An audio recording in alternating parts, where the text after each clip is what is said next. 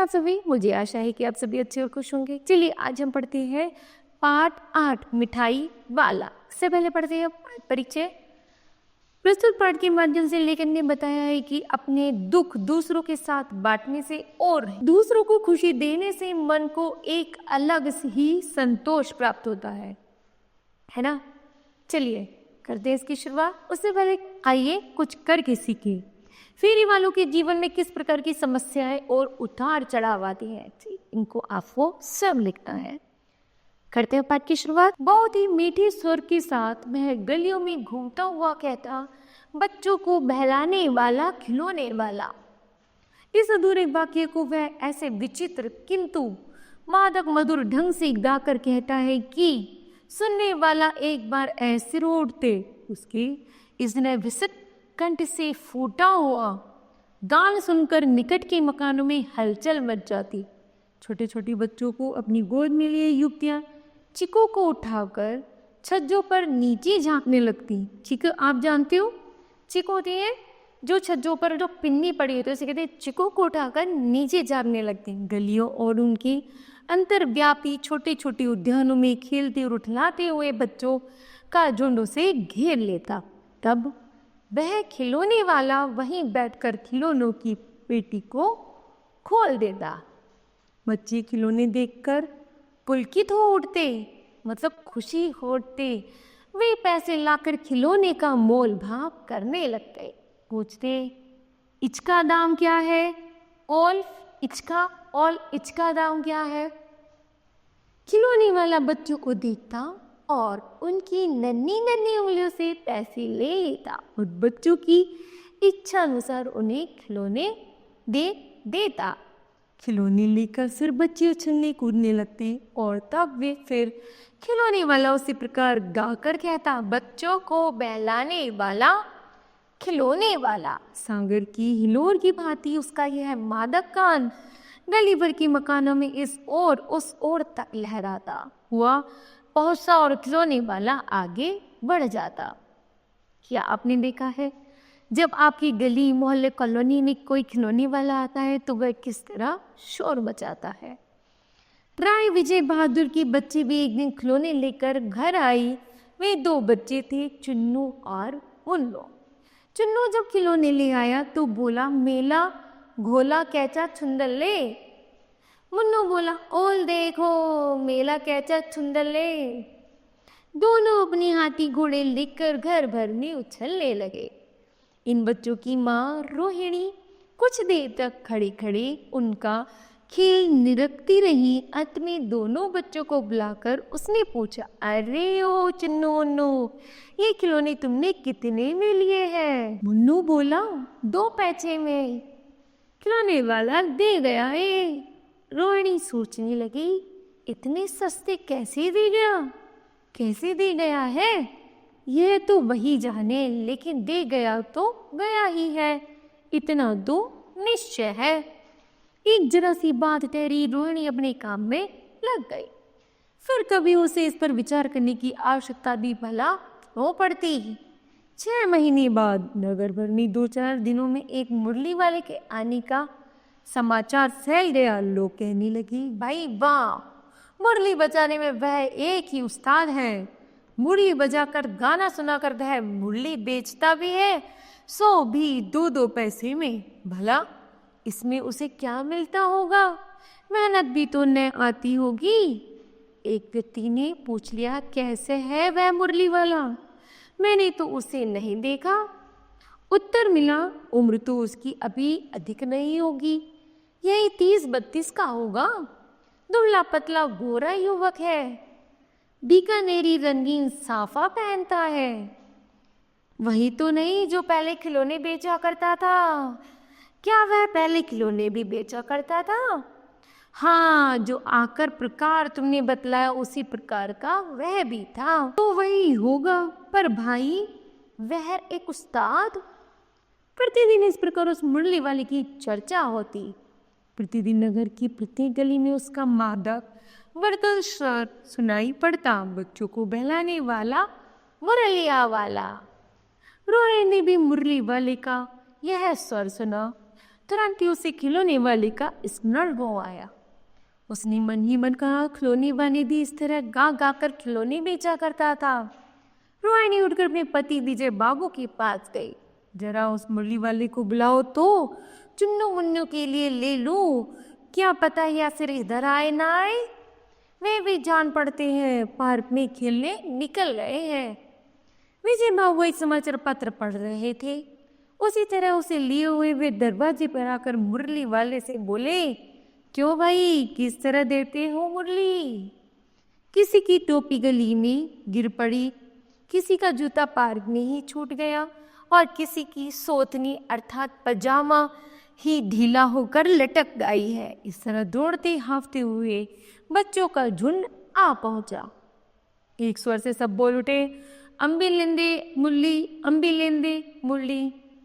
मुरली वाला हर्ष गदगद हो उठा, बोला, सबको देंगे भैया, लेकिन जरा रुको, ठहरो, एक एक को दे ले दो। अभी इतनी जल्दी हम कहीं लौटे थोड़े ही जाएंगे, बेचने ही तो आई हैं, और अभी है इस समय मेरे पास 1 2 नहीं, पूरी 57। हा हा हा। बाबूजी, क्या पूछा था आपने, कितने में दी तो वैसे 3 पैसे के हिसाब से है, पर आपको 2 पैसे में ही दे दूंगा। विजय बाबू भीतर बाहर दोनों रूपों में मुस्कुरा दिए। मन ही मन कहने लगे, कहता है देता तो सबको इसी भाव से है, पर मुझ पर उल्टा एहसान लाद रहा है। फिर बोला, तुम लोगों की झूठ बोलने की आदत होती है, देते होंगे सभी को 2 पैसों में, पर एहसान का बोझ मेरे ऊपर लाद रहे हो। मुरली वाला एकदम अप्रतिभ हो उठा, बोला, आपको क्या पता बाबूजी कि इनकी असली लागत क्या है? यह तो ग्राहकों का दस्तूर होता है कि दुकानदार चाहे हानि उठाकर चीज क्यों ना बेचे, पर ग्राहक यही समझते हैं दुकानदार मुझे लूट रहा है। आप भला काहे को विश्वास करेंगे? लेकिन सच पूछिए तो बाबूजी, असली दाम में 2 ही पैसा है। आप कहीं से 2 पैसे में ये मूल्य नहीं पा सकते। मैंने तो पूरी 1000 बनाई थी, तब मुझे इस भाव पड़ी है। ठीक है? विजय बाबू बोले, अच्छा, मुझे ज्यादा वक्त नहीं, जल्दी से 2 निकाल दो। 2 मूल्य लेकर विजय बाबू फिर मकान के भीतर पहुंच गए। मुरली वाला देर तक उन बच्चों की झुंड में मूर्तियां बेचता रहा। उसके पास कई रंग की मूर्तियां थी। बच्चे जो रंग पसंद करती, मुरली वाला उसी रंग की मूर्ति निकाल कर दे देता। यह बड़ी अच्छी मुरली है, तुम यही ले लो बाबू। राजा बाबू, तुम्हारे लायक तो बस यह है। हाँ भैया, तुमको वहीं देंगे, ये लो, तुमको कैसी नहीं चाहिए? यह नारंगी रखी? अच्छा, वही लो, ले आए पैसे। अच्छा, ये लो, तुम्हारे लिए मैंने पहले ये निकाल रखी थी। तुमको पैसे नहीं मिले? तुमने अम्मा से ठीक तरह से मांगे ना होंगे। धोती पकड़कर पैरों में लिपटकर अम्मा से पैसे मांगे जाते हैं। बाबू, हाँ, फिर जाओ, ओके बार मिल जाएंगे, 2 अन्नी है। तो क्या हुआ, ये लो पैसे वापस लो। ठीक हो गया ना हिसाब? मिल गए पैसे। देखो, मैंने तरकीब बताई ना। अच्छा, अब तो किसी को नहीं लेना है, सब ले चुके। तुम्हारी माँ के पास पैसे नहीं है? अच्छा, तुम भी ये लो। अच्छा, तो अब मैं चलता हूँ। इस तरह मुरली वाला फिर आगे बढ़ गया। आज अपने मकान में बैठी हुई रोहिणी मुरली वाले की सारी बातें सुनती रही। आज भी उसने अनुभव किया, बच्चों के साथ इतने प्यार से बातें करने वाला फेरी वाला पहले कभी नहीं आया। फिर वह सौदा भी कैसे सस्ता बेचता है। भला आदमी जान पड़ता है, समय की बात है, जो बेचारा इस तरह मारा मारा फिरता है, पेट जो न कराए सो थोड़ा। इसी समय मुरली वाले का क्षीण स्वर दूसरी निकट की गली से सुनाई पड़ा। बच्चों को बहलाने वाला मुरलिया वाला। रोहिणी से सुनकर मन ही मन कहने लगी, और स्वर कैसा मीठा है इसका। बहुत दिनों तक रोहिणी को मुरली वाले का यह मीठा स्वर और उसकी बच्चों के प्रति वह स्नेह शक्ति बातें याद आती रही। महीने के महीने आए और चले गए, फिर मुरली वाला ना आया। धीरे धीरे उसकी स्मृति भी क्षीण हो गई। 8 मास बाद सर्दी के दिन थी। रोहिणी स्नान करके मकान की छत पर चढ़कर आजानुलंबित केश राशि सुखा रही थी। इस समय नीचे की गली में सुनाई पड़ा बच्चों को बहलाने वाला मिठाई वाला। मिठाई वाले का सुर उसके लिए परिचित था। झट से रोहिणी नीचे उतर आई। उस समय उसके पति मकान में नहीं थे। हाँ, उसकी वृद्ध दादी थी। रोहिणी उनके निकट आकर बोली, दादी, चुन्नू मुन्नू के लिए मिठाई लेनी है, जरा कमरे में चलकर ठहराओ, मैं उधर कैसे जाऊं? कोई आता ना हो, जरा हटकर मैं भी चिक्की होठ में बैठी रहूंगी। दादी उठकर कमरे में आकर बोली, ए मिठाई वाले, इधर आ जा। मिठाई वाला निकट आ गया। बोला, कितनी मिठाई दूं माँ? ये नए तरह की मिठाइयाँ हैं, रंग बिरंगी, कुछ कुछ खट्टी, कुछ कुछ मीठी, जायकेदार, बड़ी देर तक मुंह में टिकती है, जल्दी नहीं घुलती, बच्चे बड़े चाव से चूसते हैं तथा इन गुणों की अतिरिक्त ये खांसी भी दूर करती है। कितनी दूर?